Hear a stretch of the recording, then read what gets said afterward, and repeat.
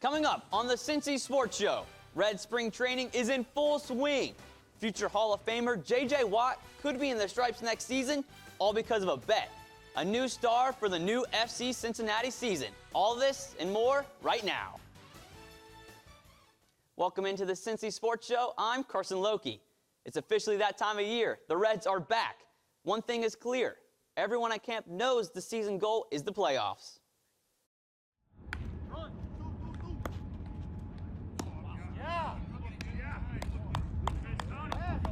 The Cincinnati Reds are back in action this week at spring training. There's been a lot of expectations with this team after they hired manager Terry Francona. Tito loves the hype, but he also knows what it takes to build a championship team. They're eager, which I love, but it's important to set the tone of what we want to be as a ball club. That's the gist of it. Cincinnati finished 9th in total team strikeouts and 5th in runners caught stealing last season. Reds Hall of Famer Barry Larkin knows this has to be cleaned up. That I am not accepting mediocrity on the mental side of this game.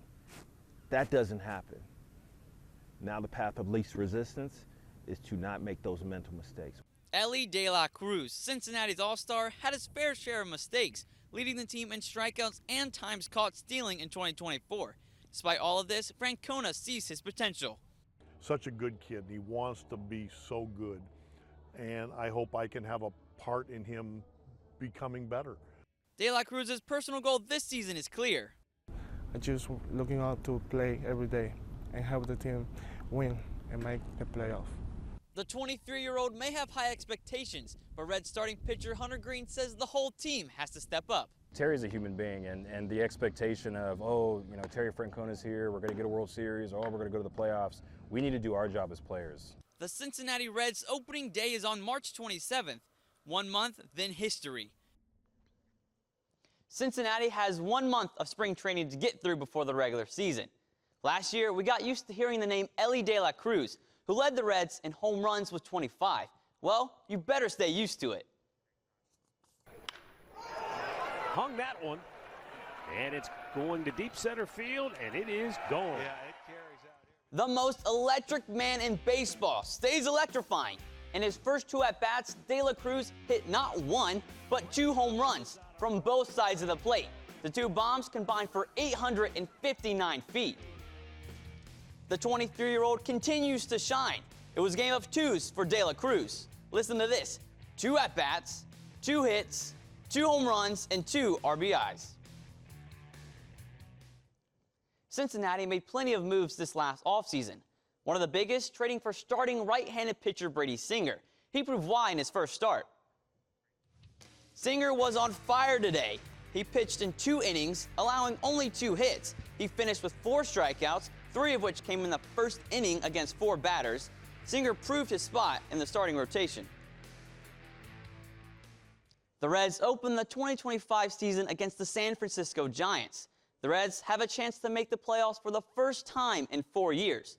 The opening day parade starts at noon on Thursday, March 27th at the Findlay Market in Over the Rhine. Coming up on the Cincy Sports Show, future Hall of Famer J.J. Watt could be in the stripes next season, and a new star in the making for FCC. All of this next. Welcome back to the Cincy Sports Show. I'm Carson Loki. Saturday night, FC Cincinnati opened up their MLS regular season against the New York Red Bulls. All it took was 1 goal from Cincy's new superstar, Kevin Denke. Angle had temporarily gone to the right side as it's directed towards Denke. Denke on the bounce. Denke's header! Debut goal for Kevin Denke! That game winner was Denke's first MLS goal. It also gave FCC its first home game victory against the Red Bulls. Cincy earned 3 points from the Game 1 win. The Orange and Blue have now won 3 straight MLS openers. Even after the victory, head coach Pat Noonan wants more. We're nowhere near what we're capable of, and most teams aren't. So in that process, and I'm a broken record at this time of the year, you try to get results, and that's very important. It's also important for us to be better at home. We weren't good enough last year, and they know in this moment it's a nice start, but nothing else. FC Cincinnati currently sits 4th on the Eastern Conference standings with 3 points. FCC's next match is this Saturday at 7:30, where they travel to Philadelphia to take on the Union. It's no secret that this is the biggest offseason in Bengals history. Back-to-back seasons missing the playoffs. Plus, the superstars don't even have contracts. The most obvious one is Jamar Chase, the 2025 Triple Crown winner. Tobin has already made it clear Chase will be the highest paid non-quarterback in NFL history. After leading the league with 17 sacks, it's time to pay Trey Hendrickson. He's appeared on multiple shows, and his main message is clear: pay me or trade me. The biggest question mark is if Cincy can re-sign star wide receiver T. Higgins. As of right now, the Bengals and GM Duke Tobin are doing whatever it takes to make him stay. The Bengals defense finished 25th in team sacks with only 36, half of them coming from Trey Hendrickson. How would you feel about J.J. Watt joining the D-line? Well, it might happen, all because of a bet. The future Hall of Famer owns Burnley, a soccer club in England. His goalie, James Trafford, is apparently a Bengals fan. Well, they made a bet. If Trafford doesn't allow a single goal for the rest of the season, then J.J. Watt will come out of retirement and play for the Bengals. Trafford has 13 clean sheets in a row, and Watt is taking this seriously. Let's say he doesn't give up a goal. I'll do it.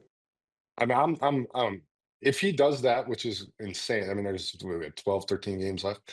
If he does it, it's insane enough and respectful enough that I will absolutely follow through, and I'll go out there. Who knows if they even want me? I don't even know. I haven't talked to him.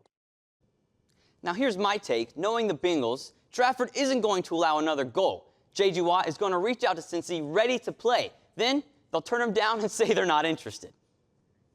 Coming up on the Cincy Sports Show, UC's Dylan Mitchell is all about double dipping, and the Reds and Dayton Dragons are hosting a special event. All of this next. Welcome back to the Cincy Sports Show. I'm Carson Loki. Saturday, we saw UC take on TCU. Led by junior forward Dylan Mitchell, the Bearcats defeated the Horned Frogs 75-63. The 21-year-old from Tampa, Florida played lights out, securing a double-double against TCU. Mitchell led the team with 13 rebounds and had 12 points on the night. Last year, while Mitchell was still playing for the Texas Longhorns, he recorded a double-double against TCU. It seems he figured out the Frogs. Practice does make perfect. Just getting prepared, watching the film, seeing what our weaknesses was that game, trying to correct it. But I mean, like we've said before, even before this game, I feel like we won this game back in practice yesterday, and I think that's where it all starts. This most recent double-double marks 12 for Dylan Mitchell's career. He had 8 from his 2 seasons with Texas and now has 4 as a Bearcat. Tomorrow, February 25th at 7 p.m., UC will host Baylor. In their first matchup of the season, the Bears walked away with a 68-48 victory. That was Cincy's second largest loss of the season. As of right now, Cincinnati is favored by 2.5 points. Red Spring Training is back, which means so are the Dayton Dragons. The two organizations have come together to bring the fans a little gift. On March 25th at 6:10 p.m., the Reds will play their final spring training game in downtown Dayton. The Dragons season ticket holders will receive an email on how to purchase tickets for this special event. The Reds' opponent in this game will be a team of prospects from the Cincinnati farm system, some of whom will open the 2025 season with the Dragons. These Red prospects include Sal Stewart, Cam Collier, Chase Petty, and many more. The game will also feature new Reds manager Terry Francona, as well as current Reds players such as Ellie De La Cruz, Tyler Stevenson, and many others are scheduled to appear. The Dragons' seasons open up at the West Michigan Whitecaps on April 4th. Opening day for Dayton will be on April 8th when they take on the Fort Wayne Tin Caps. Y'all aren't ready for y'all's opening day. All right, I'm sorry, but the y'alls are back, y'all. Y'all can catch all their games streaming on Flow Sports or catch them in person at the Thomas More Stadium in Florence, Kentucky. The Florence Y'alls open their season with back-to-back 3-game road series. First, against the Mississippi Mud Monsters and Lake Erie Crushers. The Y'alls' opening day is on May 16th against the Washington Wild Things.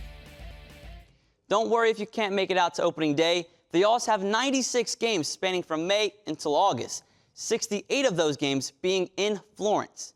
For the Cincy Sports Show, I'm Carson Loki. Have an amazing day, Cincinnati.